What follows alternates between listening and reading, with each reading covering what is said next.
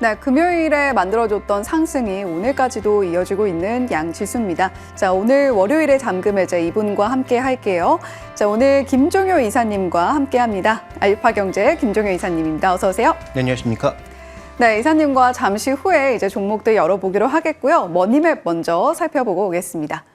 오늘 반도체가 상당히 강한데요. 삼성전자 1%대 강세, SK하이닉스는 무려 4% 오름세를 보여주고 있습니다. 한미반도체도 동반으로 4% 강세고요. 이옥테크닉스도 3.09%, 오늘 소부장단까지 일제히 강세 흐름을 누려주고 있습니다. 삼성전기는 6.21% 상승으로 지금 IT 반도체 섹터 내에서는 머니맵상에 보여지는 종목 중에 가장 상승 탄력을 강하게 가져가고 있습니다. 2차 전지 종목들, 중국에서 이제 기술 수출 좀 들어갈 수 있을 것이다 라는 이야기가 들어오면서 지난 금요일부터 상승 흐름을 만들어줬거든요. 셀 3사 오늘 SK이노베이션을 제외하고는 모두 강세, 소재단이 보다 탄력적으로 움직임 나타내고 있습니다. 자, 오늘 제약바이오 섹터는 파란 종목이 조금 더 많이 보여지고 있고요. SD바이오가 10% 넘게 오름세를 보이면서 초강세 흐름을 띠고 있습니다. 자동차 섹터는 일부 부품주만 상승 흐름, 현대차와 기아는 1에서 2%대 약세고요. 게임 엔터주들이 사실 초반의 분위기는 좀 어둡게 출발하는가 했는데 크래프톤과 NC소프트, 펄어비스 모두 강세, 하이브도 1%대 강세 흐름 시연하고 있습니다.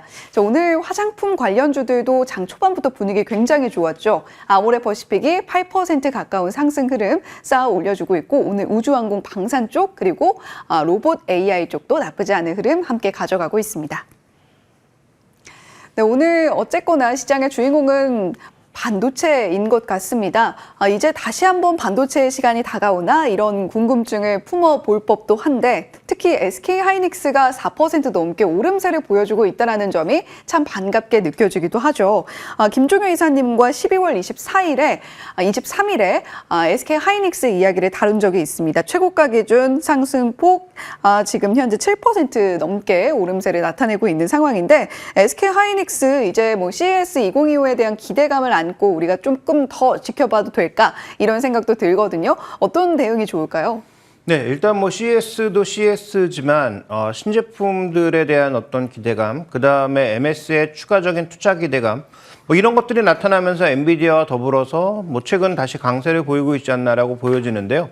그러면 뭐 CES 이후에는 다시 상승폭이 줄어들 것인가는 뭐 조금 지켜봐야 되겠지만 뭐 제 전략은 항상 뭐 일관됩니다. 하이닉스는 18만 원권에서 멀어지면 매수의 확률이 높아지고 뭐 18만 원권 위에서 강력하게 올라가면 멀어지면 멀어질수록 매수의 매력도가 떨어진다라고 여러 번 강조드렸는데요. 지금도 마찬가지입니다.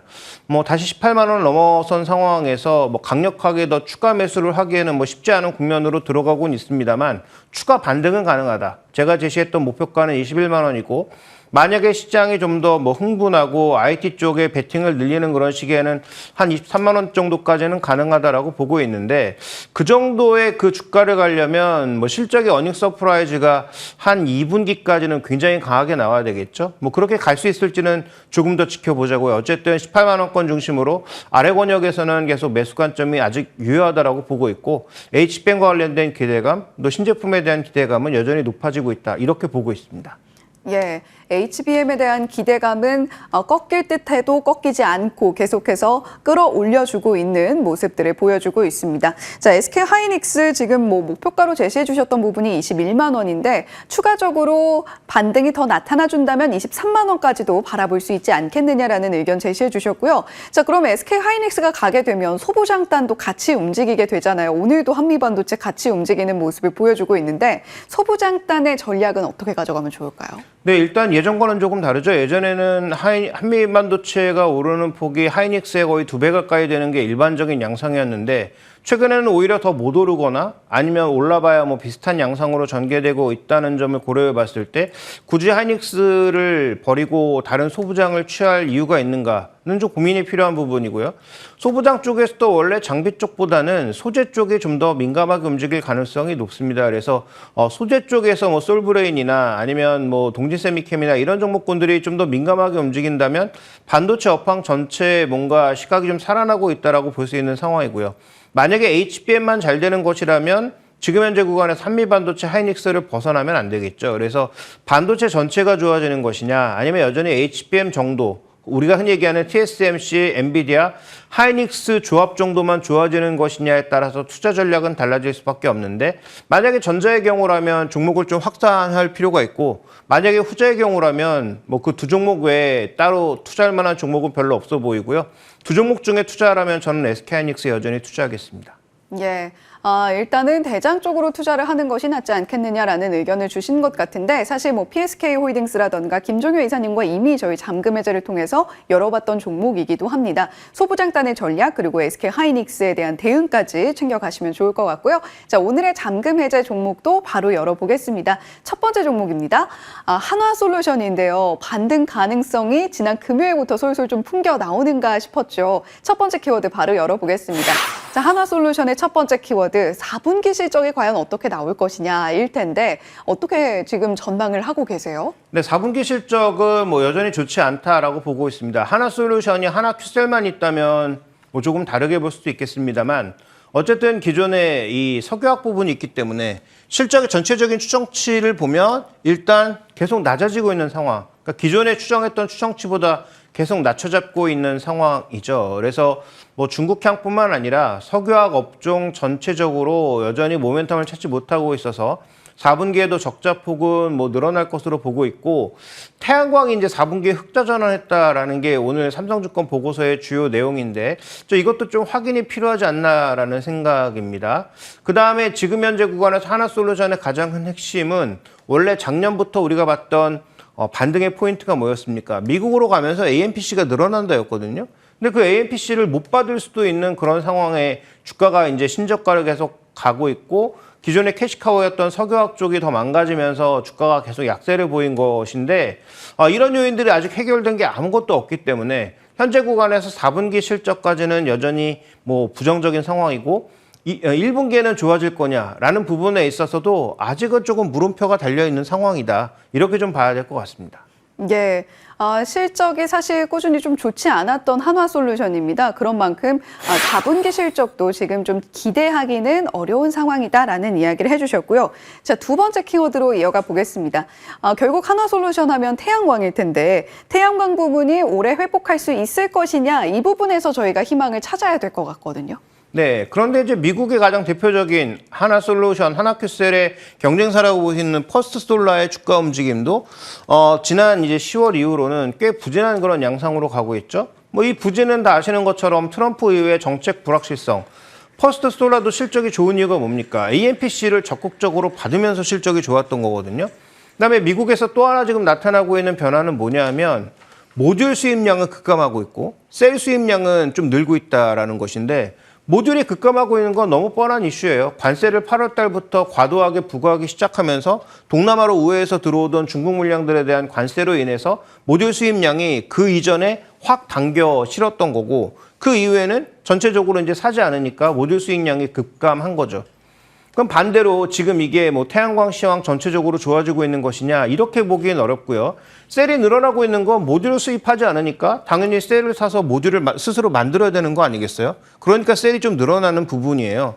그런데 지금 뭐 아시다시피 하나큐셀도 모듈이 가장 많은 생산량을 가지고 있는 만큼 현재 해당 이슈가 이 종목의 주가 반등을 정말로 이끌 것이냐에 대해서는 조금 물음표가 달려있는 상황이고요. 그다음에 말씀드렸던 것처럼 AMPC를 정말로 얼마나 받을 수 있느냐가 관건이기 때문에 최근에 미국 시장에서 뭐 태양광, 풍력 이런 종목군들이 약간의 반등을 보여주고 있습니다만 그 반등을 반등 이상으로 해석하기에는 아직은 조금 확인해 봐야 될 이슈들이 많다. 좀 이렇게 봐야 될 것 같습니다. 예. 태양광 이제 좀 안정적으로 주가가 올라줄 수 있을 것인가 이런 기대감을 가져볼 상황인가 싶었는데 또 그것은 아닌 것 같습니다. 지금 뭐 AMPC 얼마나 받을 수 있을 것인가 트럼프 이기를 앞두고 있는 상황 안에서 우리가 체크해야 될 부분들이 분명히 꽤 있다라는 부분 말씀을 해주셨고요. 세 번째 키워드로 이어가 볼게요. 자, 이번에는 밸류에이션 체크입니다. 지금 현재 주가가 어느 정도 와 있다고 보시나요? 네, 지금 뭐 실적이 나오지 않고 있기 때문에 PE 관점에서는 볼 이유가 별로 없고 PB 관점에서 본다면 뭐 역사적 바닥까지 떨어졌다가 반등을 시도하고 있는 국면인데 저는 한 0.5배 정도의 회복까지도 쉽지 않다라는 판단입니다. 왜냐하면 말씀드렸던 것처럼 미국의 정책이 어떤 방향으로 전개될지 좀 지켜봐야 될 이유가 있고요. 그다음 또 하나 우리가 주목해 볼 포인트는 AMPC를 일정 부분 조금 받는다고 하더라도 지금 원래 4분기부터 생산한다고 했던 하나큐셀의 미국 생산분이 계속 뒤로 지연되고 있거든요. 그러면 이건 뭐 2분기부터 나올지 3분기에 나올지에 따라서 또 실적 추정치도 크게 바뀔 수 있다는 거죠. 그다음에 조금 전에 말씀드렸던 것처럼 미국에서 생산하고 있는 하나큐셀의 전체적인 생산분은 주력이 어쨌든 그 모듈 부분입니다. 그런데 이번에 뭐 셀이나 이런 부분도 좀 늘릴 것으로 보여요. 그래서 그 늘어나는 부분들의 전체적인 보조금이 과연 얼마나 지급되는지에 따라서 실적의 변동치가 너무 크기 때문에 저는 뭐 과거의 바닥이라고 했을 때는 0.6배도 힘들고 한 0.5배 정도나 뭐 가능하다라고 보고 있기 때문에 그렇게 본다면 한 2만 원 초반 정도가 단기 목표가의 한계가 아닌가 좀 보여지고 있습니다. 그래서 저는 한 2만 1,000원, 2만 원 초반 정도의 가격대를 중심으로 바라보시는 게 일단은 뭐 현실적이고요. 최근에 이제 낙폭과대주들의 반등이 좀 나타나는 게 시장의 포인트니까 단기 반등은 조금 더 이어질 수 있지 않을까 이렇게 보고 있습니다. 예, 한화솔루션 단기 반등의 관점에서 목표가 2만 1,000원 제시해 주셨습니다. 두 번째 잠금 해제 종목으로 이어가 보도록 할게요. 이번 종목은요. 셀트리온입니다. 2025년은 과연 반등의 한 해가 되어줄 수 있을 것인가? 첫 번째 키워드 바로 열어보죠. 첫 번째 키워드는 돌아온 시간 이렇게 되어 있네요. 셀트리온 하면 우리가 마치 국민주처럼 이야기하던 때도 있었는데 그 시간을 다시 좀 만나볼 수 있는 건가요? 네, 일단 작년에는 뭐 알테오젠이라든지 그다음에 삼성바이오로직스, 유한양행 등 꽤 좋았던 제약바이오 쪽의 종목군들이 많았는데요. 셀트리온 여기서 철저하게 소외되어 있었죠. 주가가 20만 원만 넘어가면 밀려 내려오는 그런 굉장히 지지부진한 양상을 보여주었는데 지금 연간 실적으로 봤을 때 2024년도에 실적이 꽤 늘었습니다. 매출 기준으로 늘었고. 근데 이건 뭐 다 아시다시피 합병 효과로 봐야 되겠죠. 합병 효과로 인해서 그러면 여기서 이제 정체되느냐 더 증가하느냐가 중요한데 지금 시장에서는 뭐 진펜트라를 중심으로 해서 진펜트라가 조금 실망스럽더라도 다른 쪽의 영역들이 조금씩 늘어나면서 전체적인 매출과 이익이 올라올 거로 보고 있죠. 그다음에 가장 중요한 포인트는 여기서 마진율입니다. 뭐 이 예상이 맞다라는 전제하에서 본다면 마진율이 예를 들어서 30%대로 회복하는 모습을 보여주면 이 종목의 밸류에이션은 달라질 수밖에 없다라는 거죠. 저는 이 종목의 주가 하락의 가장 큰 원인, 주가 정체의 가장 큰 원인을 마진율의 하락에서 보고 있습니다. 그런데 지금 여러 가지 요소로 인해서 합병으로 인한 이슈, 그다음에 제조 원가의 하락으로 인한 이슈로 인해서 전체적으로 지금 마진율이 좋아진다라는 게 이 종목의 핵심 포인트이기 때문에 저 높아진 영업이익률을 우리가 가장 주목해 볼 필요가 있겠다. 이렇게 좀 판단하고 있습니다. 예, 두 번째 키워드로 바로 이어가 볼게요. 이번에는 실적 개선에 대한 이야기를 해보려고 하는데 앞서서 OPM이 30%대로 회복을 해주면 주가 반등도 따라갈 수밖에 없다라고 이야기를 해주셨어요. 실적이 증가할 것이다라고 보는 근거가 뭘까요? 네, 현재 구간에서는 결국 비용 감소가 가장 크게 작용하고 있다. 물론 매출 증가도 여기에 작용을 하는데요. 매출 증가와 더불어서 지금 보시는 것처럼 매출 원가율이 급격하게 떨어지고 있다라는 부분. 그러니까 2024년도 1분기만 하더라도 60%에 달했던 원가가 쭉 떨어지면서 뭐 올해 4분기 정도 되면 절반가량 떨어진다라고 하는데요. 이 수치는 뭐 정확하게 맞지는 않겠지만 이런 트렌드로 가고 있는 이유가 뭐냐가 중요하다라는 거죠. 결국은 그동안 이 회사가 회사를 여러 개로 쪼개놓은 상황에서 들었던 다양한 비용들을 하나로 합치는 과정에서 좀 줄어들 수 있다라는 게 가장 핵심 포인트고요. 그러면 이런 줄어든 비용을 바탕으로 매출 원가율을 낮춘다면 결국은 이 종목의 마진율이 높아지기 때문에 소위 성장주 개념의 종목군들은 마진율이 높을 때 비교적 높은 밸류에이션을 부여할 수 있거든요. 뭐 그런 관점에서 저는 이 줄어드는 비용 이슈가 가장 중요하지 않나. 그다음에 뭐 아시다시피 셀트리온도 수출 기업 아닙니까? 수출 기업으로 인한 환율 효과도 일부 실적에 작용할 것으로 보여지니까 그런 부분들을 생각해 본다면 저는 충분히 실적은 올해 개선될 개연성이 높다. 이렇게 좀 보고 있습니다. 예, 2025년이 실적 개선의 원년이 될 수 있을 것인가 함께 지켜보시면 좋겠고요. 세 번째 키워드입니다. 그렇다면 주가의 추가적인 모멘텀은 또 뭐가 있을지도 궁금하거든요. 네, 뭐 다 아시는 분들은 아시겠지만 셀트리온이라고 하는 기업이 제약바이오에 참 어울리지 않게 주주환원에 굉장히 적극적으로 나서고 있다는 거죠. 준비대응에서 보시는 것처럼 자사주 매입 기준으로는 2위, 자사주 소각 기준으로는 5위를 차지하고 있다라는 거죠. 그래서 지금 이 회사가 뭐 나름 성장하는 기업이고 밸류에이션도 뭐 PER로 따지고 보면 그렇게 낮은 기업이 아님에도 불구하고 생각보다 주주환원을 꾀하고 있다. 지금 작년 기준으로 봤을 때 5,700억 정도의 자사주 매입을 했다는 거고요. 올해도 뭐 비슷한 규모로 할 가능성이 있다라는 거죠. 그래서 전체적인 어떤 그 흐름을 놓고 봤을 때 이 종목의 주주환원이 지속적으로 이어지면서 이 부분이 소각까지 이루어지고 있는 상황이니까 그러면 소각으로 인한 주주 가치의 추가적인 상향 이런 것들은 나타날 수 있다는 거죠. 그래서 뭐 배당 기준보다는 이 종목은 지속적인 자사주 매입과 소각에 따른 그런 긍정적 효과도 지금 주가엔 그렇게 크게 녹아있지 않다라고 보고 있고 이게 지금 한 해만 진행되고 있는 게 아니에요. 지속적으로 진행될 사항으로 보여지고 있는 만큼 이 부분도 주가에 지금 제대로 반영되지 않았다라고 본다면 내년도에 확보될 올해죠. 올해 확보될 30% 내외의 영업이익률을 고려하면 저는 뭐 PB 기준으로 한 3배 정도를 계상해 보면 한 24만 원에서 25만 원 정도의 그 목표 주가를 충분히 생각해 볼 수 있는 그런 상황이다라고 보고 있습니다. 그래서 셀트리온 올해는 아주 큰 기대는 아니겠지만